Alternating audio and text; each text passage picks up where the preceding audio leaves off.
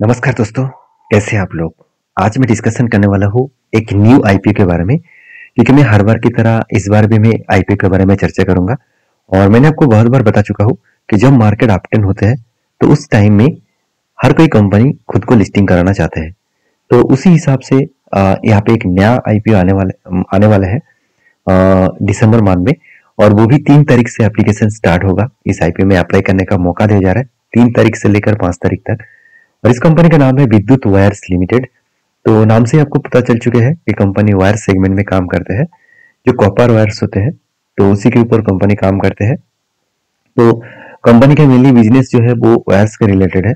और कंपनी से इंडिया में नहीं है, ऑल ओवर वर्ल्ड में छा चुके हैं, क्योंकि कंपनी अमेरिका से लेकर अफ्रीका, यूरोप कंट्रीज से लेकर ऑस्ट्रेलिया, तो इस सारे जगह पे कंपनी खुद के प्रोडक्ट को सेल आउट करते हैं।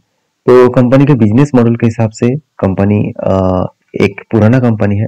और कंपनी जो जो सेगमेंट के ऊपर काम कर रहा है वो सेगमेंट आप देखेंगे तो जो एप्लीकेशन के ऊपर कंपनी का वायर बनाते हैं, जैसे पंप हो गया, मतलब देखा जाए तो सब जो मतलब पंप्स वगैरह हो गया, एसी जो कंप्रेसर हो गया, साथ ही साथ मतलब ऑल्टरनेटर हो गया, साथ ही साथ ऑटोमोबाइल्स इंडस्ट्रीज के ऊपर, और भी देखिए ईवी व्हीकल्स के ऊपर, जस्ट ट्रांसफार्मर के ऊपर, साथ ही साथ इलेक्ट्रिक मोटर्स के ऊपर, फैन के ऊपर जो कॉइल्स लगाए जाते हैं, साथ ही साथ इतने सारे होम अप्लायंसेस का मतलब होते हैं घर में जो जो प्रोडक्ट आप यूज करते हैं, चाहे आप देखा जाए तो मिक्सचर ग्राइंडर से लेकर माइक्रोवेव से लेकर हर कैटेगरीज प्रोडक्ट को कंपनी यहाँ पे सप्लाई करते हैं।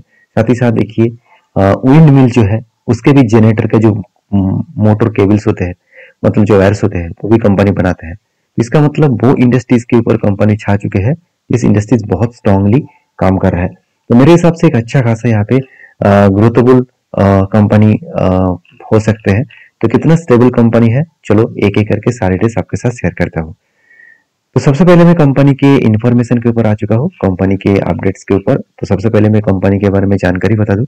1981 से कंपनी चल रहा है, तो एक पुराना कंपनी है। ऑलमोस्ट आप बोल सकते हैं 40-45 साल से भी ज्यादा कंपनी पुराना है। तो एक पुराना कंपनी है और मैन्युफैक्चरिंग करता क्या है, कॉपर एंड एल्यूमिनियम वायर्स। तो मैं पहले ही बता चुका हूँ। तो कंपनी देखिए जो जो सेगमेंट के ऊपर काम कर रहा है वो तो मैंने पहले ही बता चुका हूँ कि कौन सा सेगमेंट के ऊपर कंपनी काम कर रहा है। तो company the company product are used, जो कंपनी का प्रोडक्ट यूज किया जाता है वो जनरेट मतलब एनर्जी जनरेशन के ऊपर, इलेक्ट्रिकल सिस्टम के ऊपर, electronics mobility, railway and clean energy and देखा जाए तो ऑफरिंग मतलब conductivity and durability and thermal effectivity, इस तरीके से प्रोग्राम के ऊपर काम किया जाता है। कंपनी के एक ही फैक्ट्रीज है, वो है गुजरात में। तो गुजरात में कंपनी मैन्युफैक्चरिंग करते हैं। तो एनुअली जो मैन्युफैक्चरिंग होते हैं 18,000 मेट्रिक टन पर एनम। और सबसे बड़ी बात है, कंपनी सिर्फ इंडिया में नहीं है, ऑल ओवर वर्ल्ड में कंपनी बिजनेस कर रहा है। और कंपनी का टोटल जो सेगमेंट वाइज काम है उस हिसाब से बताया जा रहा है कि कंपनी का टोटल 139 इसका परमानेंट एम्प्लॉय है और 394 इसका कॉन्ट्रेक्चुअल एम्प्लॉय है। तो कंपनी बिजनेस वायर्स के हिसाब से एक स्ट्रॉन्ग कंपनी देखा जा रहा है, क्योंकि कंपनी देखा जाए तो कॉपर वायर्स बनाते हैं, किसके लिए, अलग अलग कैटेगरीज के लिए वायर्स बनाते हैं। तो चलो अभी कंपनी का फाइनेंशियल रेट्स देख लेते हैं। मुझे फाइनेंशियल रेट्स कंपनी का बहुत स्ट्रॉन्ग लगा। मैं स्ट्रॉन्ग इसलिए बता रहा हूँ, आप भी खुद खुद देख लीजिए। ऐसा नहीं कि इसी बार ही कंपनी स्ट्रॉन्ग दिखा दिया, कंटिन्यूसली उसको मेंटेन कर रहा है। जैसे देखिए कंपनी 2025 2024 और मार्च के डेटा के हिसाब से कंपनी रेवेन्यू इंक्रीज किया है 25% और कंपनी का प्रॉफिट मार्जिन इंक्रीज हुआ है 59%। तो ओवरऑल 25% का सेल्स ग्रोथ बढ़ा और 60% के आसपास प्रॉफिट ग्रोथ बढ़ा। बहुत स्ट्रॉन्ग ग्रोथ है यहाँ पे, क्योंकि आप खुद ही देख सकते हैं एसेट जो 2023 में जस्ट 209 करोड़ था, वो बढ़ते बढ़ते आज 376 करोड़ पहुंच चुके हैं। उसी तरीके से इनकम के हिसाब से 1000 करोड़ का इनकम था, वो 2024 में 1180 करोड़ के इनकम बने, 2025 में 1490 करोड़ के इनकम बने। तो एक अच्छा खासा मैसिवली इनकम ग्रोथ हुआ, जो अराउंड 25% के हिसाब से। और प्रॉफिट ग्रोथ के हिसाब से देखो तो 21 करोड़ प्रॉफिट हुआ था 2023 में, 2024 में 25 करोड़ के आसपास, 2025 में 40 करोड़ के आसपास। और टोटल बोरिंग्स के बारे में बात करूं तो 97 करोड़ टोटल कंपनी का कर्जा बना। उसके साथ साथ 109 करोड़ कंपनी का 2024 में कर्जा बना, और अभी करेंटली 2025 में 145 करोड़ के कर्जा है। तो कितना कर्जा है चलो एक बार देख लेते हैं। डेप्थ जो इक्विटी है वो 0.88% के आसपास। तो मुझे थोड़ा सा डेप्थ ज्यादा लगा, क्योंकि कंपनी का डेप्थ अगर इतना हो तो कंपनी जो प्रॉफिटेबिलिटी मार्जिन जो कंपनी का आ रहा है तो वो कम होता जाएगा, क्योंकि जितना डेप्थ बढ़ेगा उतना ही कंपनी का अगर सेल्स रुक गया तो कंपनी झटके में आ सकते हैं। तो इसलिए डेप्थ को कम करना बहुत जरूरी है। तो क्या इस आईपीओ डेप्थ के लिए आईपीओ लेके आ रहा है, मतलब आईपीओ जो पैसा उठाएंगे आईपीओ में, क्या उस पैसा डेप्थ के कम करने के लिए, कर्जे को कम करने के लिए पैसा यूज करेगा? चलो अभी बताऊंगा। उससे पहले देखिए रिटर्न ऑफ इक्विटी में देखा जाए तो 24% के आसपास यहाँ पे रिटर्न ऑफ इक्विटी है। बहुत शानदार return of equity, and ROC भी अच्छा है, अराउंड 20% के आसपास। मगर कुछ पॉइंट्स वीक लगा, जैसे पेट मार्जिन 2.74 है।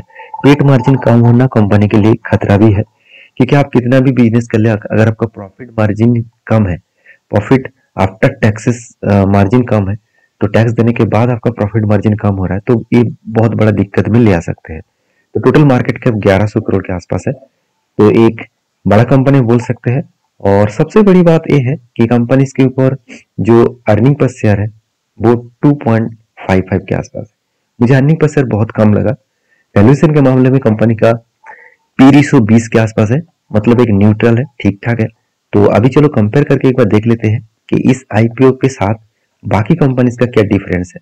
देखिए इस फील्ड में विद्युत वायर्स जो कंपनी है, इस फील्ड में जो आईपीओ लेकर आ रहा है, उसके साथ साथ आप देख सकते हैं प्रिसीशन वायर्स इंडिया लिमिटेड, जिसका अर्निंग पर शेयर 5 रुपीज के आसपास है। राम रतन वायर्स लिमिटेड 15 रुपीज के आसपास है। अपर इंडस्ट्रीज लिमिटेड जो 204 के आसपास इसका देखा जाए तो अर्निंग पर शेयर है। तो सीधा सीधा कहूँ कि विद्युत वायर्स लिमिटेड का आईपीओ का जो अर्निंग पर शेयर है वो बहुत कम है। और वैल्यूएशन के मामले में अगर बात करूं तो बाकी कंपनीज का वैल्यूएशन देखिए 53, 42, 44। तो एक बार मैं इसके एवरेज करके भी देख लेता हूं और आपके साथ में डिस्कशन कर लेता हूं। तो क्या आप मुझे खुद बताना क्या वैल्यूएशन सही है क्या गलत है। तो अगर मैं इसको डिवाइड से 3 करूं, तो अगर मैं पी रेशियो के हिसाब से देखूं तो बाकी 3 कंपनी का एवरेज पी रेशियो निकल कर आ रहा है 46, मगर इस कंपनी का पी रेशियो कितना है? जस्ट 20 के आसपास। इसका मतलब खुद के वैल्यूएशन के वाइज कंपनी सस्ते में है। तो कुछ पॉइंट तो पॉजिटिव है, कुछ पॉइंट वीकनेस है, और ज्यादा से ज्यादा पॉइंट्स पॉजिटिव देखने को मिला। अब इस आईपीओ क्यों लेके आ रहा है, देखिए मैंने पहले ही बता चुका हूँ, आईपीओ में कंपनी का कुछ कर्जे कम करने के लिए फंडिंग उठाना चाहिए था। तो क्या वो फंडिंग उठाया? बिल्कुल उठाया। आप देख सकते हैं रीपेमेंट और प्रीपेमेंट आउटस्टैंडिंग बोरिंग्स 100 करोड़। तो 100 करोड़ वो इन्वेस्ट करेगा किसके ऊपर? मतलब कर्जा कम करने के लिए। इसका मतलब 162 करोड़ अभी कर्जा है।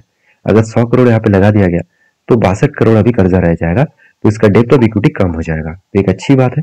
तो दूसरी बात, funding capital expenditure requirement for the setting of new project to subsidiaries जो है वो एएलसीयू जो कंपनी है इसका सब्सिडरीज, उस सब्सिडरीज के ऊपर इन्वेस्ट करेगा 140 करोड़। तो मेरे हिसाब से अच्छा खासा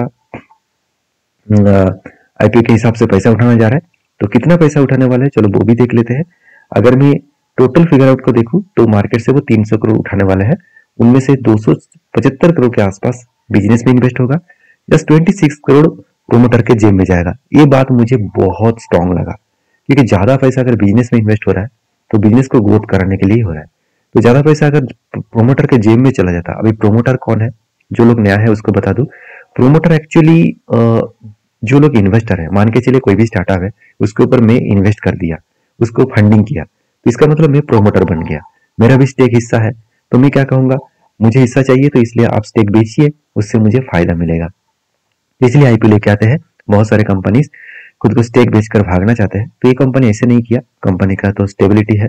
और कंपनी प्राइस बैंड रखा है 48 से लेकर 52, मतलब एक सस्ते प्राइस बैंड में रखा गया है। एक अच्छी बात है, क्योंकि जितना सस्ते प्राइस बैंड में रखा जाएगा ज्यादा से ज्यादा लोग इंटरेस्टेड होंगे। 1 रुपए के फेस वैल्यू के हिसाब से रखा गया है। अभी आईपीओ का ओपनिंग डेट है 3 तारीख, क्लोजिंग डेट है 5 तारीख, अलॉटमेंट डेट है 8 तारीख। अगर आपको आईपीओ नहीं मिला तो आपको रिफंड किया जाएगा 9 तारीख। अगर मिल गया तो डीमैट अकाउंट में आपका आईपीओ ट्रांसफर किया जाएगा 9 तारीख, और लिस्टिंग डेट देखने को मिलेगा 10 तारीख। तो शाम की 5 बजे तक 5 तारीख को आप अप्लाई कर सकते हैं। तो मैंने पूरा डिटेल्स मेंशन किया। अभी एक चीज मैं आपको जरूर दिखाऊंगा, यहाँ पे देखिए जो सब्सक्रिप्शन है, मैं इस पूरा डिटेल्स चित्तरका.com साइट के ऊपर दिखा रहा हूँ, तो आप जाकर खुद चेकआउट कर सकते हो। बहुत स्ट्रॉन्ग साइट है, मुझे तो बहुत अच्छा लगता है। मैं आज तक जितने आईपीओ के ऊपर काम किया हूँ, मैं इसी साइट के ऊपर रिसर्च करके किया हूँ, तो आप भी जाकर चेकआउट कर सकते हैं। तो देखिए लास्ट में हमेशा एक चीज नोटिस करता हूँ, वो है ग्रे मार्केट प्रीमियम। अगर इस कंपनी का ग्रे मार्केट प्रीमियम देखूं, एक बार मैं रिफ्रेश कर लेता हूँ, शायद आज के दिन का भी ग्रे मार्केट प्रीमियम आ जाए। हाँ, आ चुके हैं। तो 28 तारीख का ग्रे मार्केट प्रीमियम था 15%, और 29 तारीख मतलब आज के दिन का ग्रे मार्केट प्रीमियम है 15%। इसका मतलब एक अच्छा खासा ग्रे मार्केट प्रीमियम अभी तक देखने को मिला है, और कंपनी भी स्ट्रांग है। कुछ पॉइंट्स वीकनेस तो जरूर है, जैसे अर्निंग पर शेयर खराब है, कंपनी का पेट मार्जिन खराब है। तो कंपनी के सारे कंपनीज के 100% सही नहीं होगा, और वो भी 1000 करोड़ के कंपनी के अंदर। तो मुझे नहीं लगता कि कंपनी बेकार है। तो बाकी देखा जाएगा। मैं हमेशा लास्ट डे में एक वीडियो बना के शेयर करता हूँ, इसीलिए शेयर करता हूँ क्योंकि आपको भी पता चले कि उस दिन में इस कंपनी किस तरीके से परफॉर्मेंस कर सकते हैं।